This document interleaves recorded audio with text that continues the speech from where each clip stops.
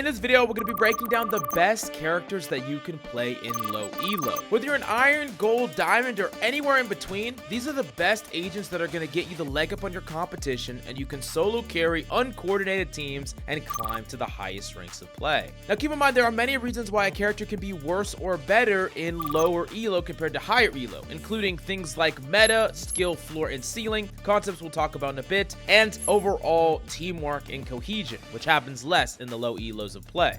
Now that's why the first tier we're going to talk about is the D tier, and these are characters that are a bit underperforming in the low elos of play, either compared to other characters that are similar or just in general. And the first character we definitely got to talk about is Astra. And Astra has been falling off in the highest ranks of play, but more importantly, Astra has always been very bad in the low ranks of play. This is a character that really is only great in a dual controller setup, and if you do play this character in a dual controller setup or a single controller setup, you need teamwork, you need coordination, and you need to be able to combine Astra's abilities with your teammates being able to actually follow through. Not only can you not rely on that at the low ranks of play, but it's also difficult to play Astra at a semi-decent level. And I would say towards the skill floor of this character, you're getting so much less value than you would get from any other controller in the game. The next character that we're definitely going to talk about is Deadlock. And Deadlock's primarily here because of the overall power level of Deadlock, still a character that hasn't been capable of breaking into the pro meta, and overall is a character that most likely still needs buffs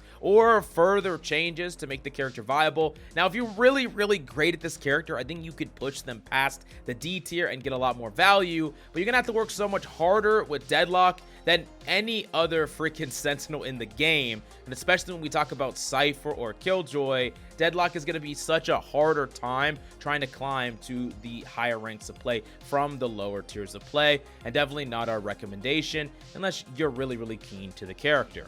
Next up, we do got to talk about Kayo, and Kayo's going to shock some of you because you're going to be like, Kayo's one of the best characters in the game, and that's 100% true. Kayo's phenomenal in pro play, but even in ranked play, in most ranks, even in the higher ranks, Kayo has a negative win rate, and in the lower ranks, Kayo has some of the worst win rate in the entire game. There's a couple reasons for this. One, Kayo does require coordination, and this is super important when you're pop flashing over certain tops of sites on ascent, or if you're trying to get information with your knife and set up like a coordinated rush play or something along those lines. You're not going to be able to pull that off in just like a random ranked lobby. But I think another part of it is Kayo's not easy. Using your flashes to fight people, knowing how and where to pop flash, and just generally valuing your life for certain timings of your abilities. All this is really important, and a lot of people are not going to be good enough and skilled enough to just incorporate that right off the bat, and you're going to be able to get better at other characters a lot easier. Now, I wouldn't say that characters that are hard to learn aren't worth learning, because you can become amazing at these characters, and then opponents will never go up against a person as good as you at those agents. And that's really why on the SkillCapped website, we have breakdowns and guides over many of the high skill ceiling agents in the game. We break down gameplay and decision making for top pros and condense it in a way that you can apply to your ranked lobbies so that you can easily dominate and completely outplay your opponents. In addition to that, we offer a rank improvement money back guarantee, so if you don't climb, you don't pay. So literally, what are you waiting for? Check it out right now in the links down below. Now, the last character I actually have in the D tier is ISO, and for the record, ISO is a character that I think fit the pub stomper or ranked stomper class of characters that are just really good at converting your mechanical skill into gains of rank, right? And there's a lot of characters in this park, you know, Reyna, Jett, and the list goes on and on. But I do think that ISO in particular, while still being a character that can do that, is a bit worse at doing that than the other options that are similar. Like, if you could pop off at hard carry as ISO in gold, then you could definitely do it with a whole bunch of other characters as well, and it's not just unique to ISO. Still think you could definitely climb to the highest ranks of play with this character, but maybe not as easy as some of the other characters, and ISO's viability definitely scales off much more quickly as you go up the ranks. Now, let's move on to the C tier. These are characters that are fairly good in low elo, but there might be certain pieces of them that don't fully connect in the chaotic nature of the elo and the ranks. First off, we do got to talk about Harbor. I think Harbor overall is a character that really needs a double controller setup to be amazing. There are some situations where you can play him as a single controller, but it's going to be a little bit difficult to get the full value out of him and a little bit difficult to set up. And good luck getting a dual controller setup in your games, although it's a little bit easier now that Clove is in the mix. That being said, really the value of Harbor comes from being able to coordinate certain abilities with your team's plays, or even do like a set ability play like a Gecko Harbor combo to plant the spike. There are a lot of really cool things that I think you can pull off in a world with coordination. So if you're solo queuing in low elo, good luck locking Harbor, but maybe if you're rocking a duo, then you could actually get a ton of value with him. Next up in the C tier, we have Neon. Once again, similar to ISO, a character that is fantastic at doing what they do, which is completely outplaying opponents. If you have great mechanical skill, you can outplay them with movement, you can outplay them with cheap freaking guns, you can outplay them with gun skill, but once again, the character doesn't do this as well as other characters do in low elo. Yes, you could become a god at Neon and completely just dominate a lobby, but yeah, it's gonna take way more time and more effort, and you're gonna have to be so much better to do that relative to some of the other characters that we could talk about a little bit later on. Still, Neon can be a great character, and definitely a character that scales a lot better than ISO as you go up the ranks. So yeah, definitely in my C tier. Next up, we do got to talk about Breach, and on a raw power level point of view, Breach is freaking fantastic. I would say if you're rocking this in like a designated duo, like a Jett Breach or a Reyna Breach or a Neon Breach duo, then Breach could be like B, A, even S tier in low elo. But as a solo carry, solo queue person, Breach can be really hard to set up properly. You have to really try very hard to get the timings right with your team. They're going to go too fast, too slow. It's going to be really hard to make things perfect, and you can't really follow up on your own plays as much as you would like to, which definitely hurts you quite a bit. You're almost enabling someone else, and trying to enable anyone else and not focus on your own impact is going to be a pretty difficult thing in general in a lot of low elo lobbies. So I'm going to put Breach down here in C tier, even if as you climb he becomes better and better, and he's definitely higher in a 2 or 3 stack. Next up in the C tier, we have Chamber, and I do think that Chamber is underrated compared to how good he is overall in the meta, in the game. He's still a character that gets amazing eco buys, and he's really a character that can take over a lobby in the right hands. You're definitely going to need high mechanical skill. You cannot miss your shots. You can't lose these rounds that you're actually investing, and you're buying a lot of, or spending a lot of money on your pistol, wasting bullets, using resources. So he is a character that can cost you a lot if you're not popping off with him, but he's definitely a character that can feel really oppressive to play against if you're really good with him.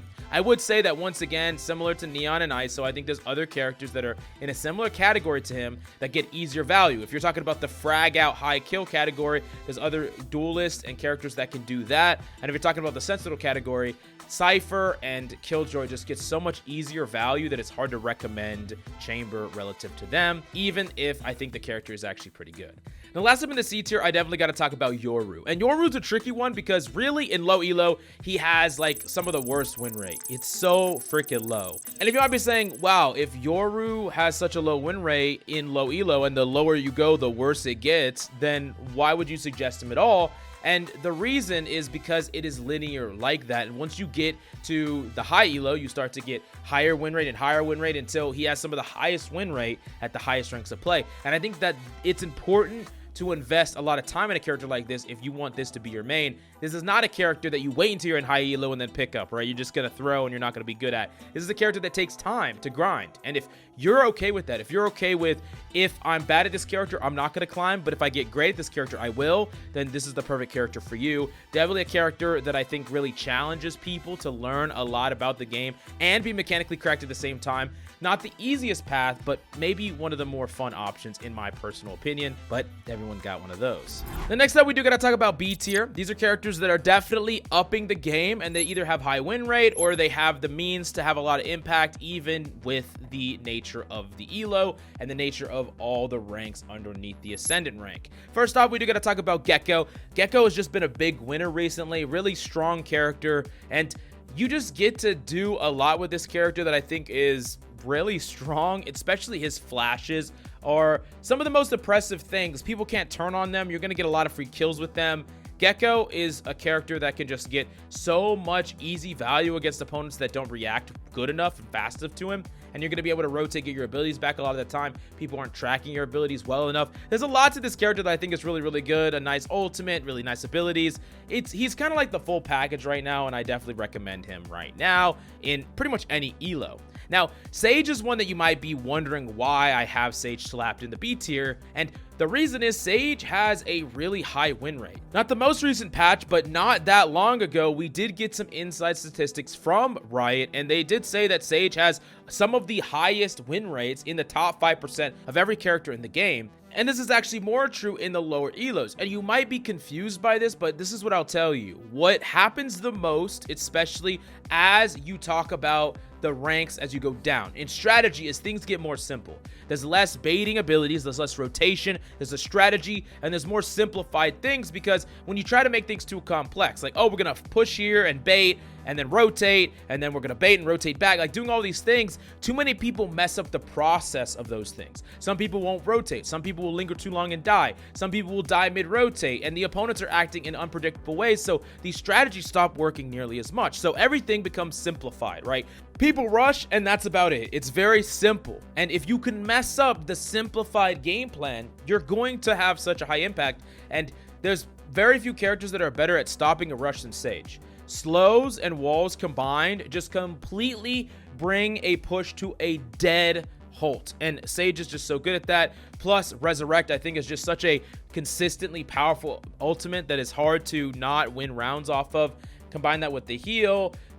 I think this character is a really safe bet and really powerful overall. Just because this character is not meta doesn't mean you can't lock this character and win a lot of games with this character. So, you know, when you see our other tier list and you see that Sage is on the low end, don't feel like that should dissuade you from grinding this character. Next up, we do got to talk about Clove, and Clove is a really great character as well. The only reason that Clove isn't a little bit higher is because I do think there are some other controllers that get a little bit easier value, but the good thing about Clove is that they are flexible. They can get really high kills. They can have really aggressive plays because there isn't as big of risk of dying, and they can smoke and do a fundamental job. So it's kind of like the controller that you want to be when you also want to be a duelist and have high impact at the same time. I do think that if you're going to play Clove in low elo, you need to make sure that you are not ignoring proper controller fundamentals, right? You need to be smoking things completely, not leaving gaps in your smoke, not allowing people to funnel onto site and take space on site through your smoke because you're not smoking the right way. There are things that you need to learn that are fundamental to a controller. You can't just lock Clove because you don't have a duelist and expect to be able to get as much value as a Clove that can frag out and understands the controller nature of the character. And if you do those things, I think you're going to be just fine and climb. Next up in the B tier, we definitely got to talk about Reyna. And Reyna is that character that I would say is phenomenal at really converting your mechanical skill into wins better than almost any character in the game. You get to win up and trade up on eco. You're going to win a ton of ecos on this character. You get that first kill. You help get that first kill. And then you get to just psycho challenge the next person, often with the ghost, and you're just not going to lose that. And then you're going to be able to snowball the rest of the kills, and that's just so strong. Winning eco just flat out is so strong. Reyna is also a character that just gets to take multiple fights and clutch up in ways that other characters can't. And yeah, if you are like a true fragger, you really are great mechanically, you put in the work and the effort to grind your mechanics, Reyna is going to be your easiest ticket out of low elo into higher elo if your mechanics are comparable to higher elo players.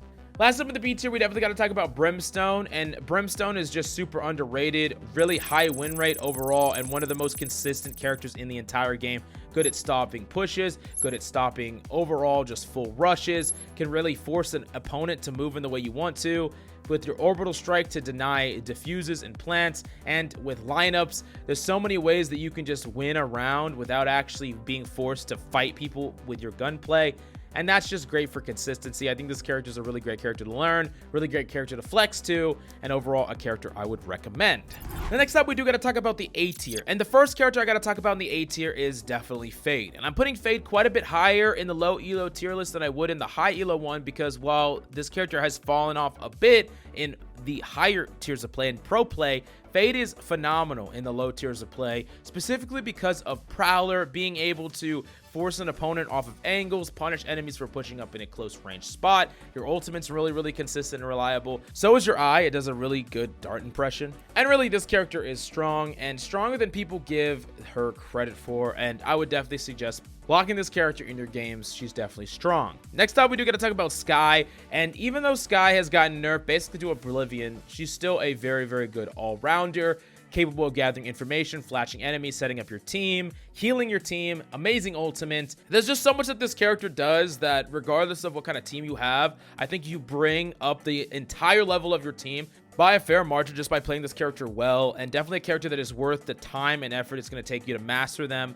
So yeah, definitely would suggest Skye. Next up in the A tier, we have Jett, and Jett doesn't really need that much of an introduction. Just great on eco, really great being able to use those knives, great with any eco weapon because of your ability to dash, and I think the most important thing of all, Jett is phenomenal with the op and is the best character with the op. And the reason that that's so important is because the op is actually just free wins. Like, there are so many people that don't properly play around the op, and they won't properly play around the op for a long time. And if you just practice posting an angle and you don't whiff that first shot, you will completely carry. And all you got to do is practice. All you got to do is utilize the operator when you can, and you can just take over an entire lobby. And it's kind of like a litmus test. It's like, if you can hit your op shot and your opponents can't punish you for it, they might type whatever they want to you, but the reality is they aren't good enough or disciplined enough to play around your op ability, and that's just really what is going to set you apart from them, and you're going to climb and they are not. Next up in the A tier, we do got to talk about Cypher. I would say that Cypher is really great just in general. Pretty much every rank, he's phenomenal. I would say he's maybe not the easiest character to pick up and play. He's definitely going to need some more advanced knowledge, especially practicing retakes with the character. You got to be really crafty and quick on your feet with your cages, with your retrips, with your camera. There's a lot you're going to have to do, but I think once you get better with them, you're going to be able to even have higher impact with him. And even his floor is pretty high. When opponents aren't disciplined enough to deny your abilities or break them, you're just going to get a lot of free value because they're just going to walk right into them. They didn't do the due diligence, and you're going to get value because of it.